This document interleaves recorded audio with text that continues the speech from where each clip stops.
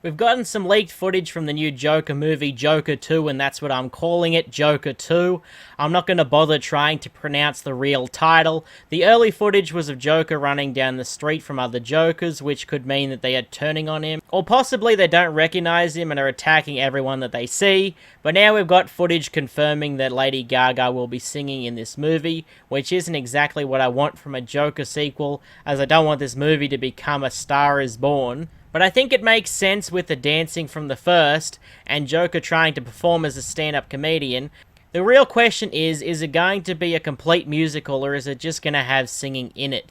I really don't know how I feel because I'm not much into musicals and I'm not really a fan of Lady Gaga, but I have a feeling that this will succeed at showing a more serious Harley Quinn, which is what it needs, because the Margot Robbie version wouldn't really work in this adaptation. Of course she needs to be insane, but in a more realistic way, which we can see from the pictures from the movie showing us that Harley Quinn is going to look like. You can kind of see the transformation maybe, as some of the pictures don't really show all of the makeup, which I like. Some of these pictures I wasn't really sure on though, but the pictures of her with the red coat on look great, and with what Phillips did with the Joker gives me hope that they can really pull off a great Harley Quinn, so I have faith that this will bring to life the crazy supervillain that we all know and love. We also got to see pictures of Joker on his way to the asylum or to the courthouse in a prison transport bus, which looks similar to the Joker on the bus in the first one in the trailer, looking out of the window, though before he was just Arthur Fleck and now he is the Joker. So I'm expecting this to be the best movie of 2024. The movie comes out in October next year, and honestly I have hopes that it'll be better than the first one, and that's saying a lot because it's probably my favourite movie from the last decade.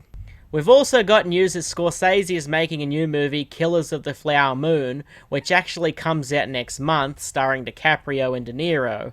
I heard originally that it was a western, which would have been unique for Scorsese and would have been interesting to see, but it's based in the 20s, so it's not really a western.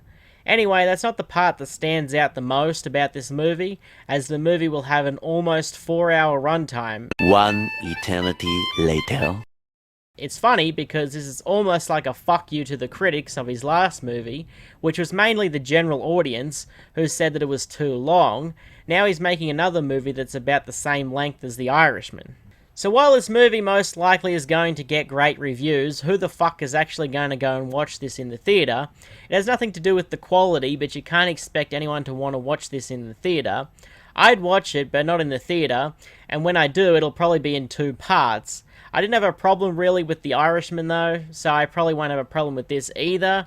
It just turns out that The Irishman is actually a little longer, but he should have learnt from the last movie that people don't really want to watch movies that are that long. Really, no movie should be more than 3 hours with very few exceptions. We might as well end this video on a very shit note, destroying your soul, and anything you thought was good come out of this week, well now it's gone.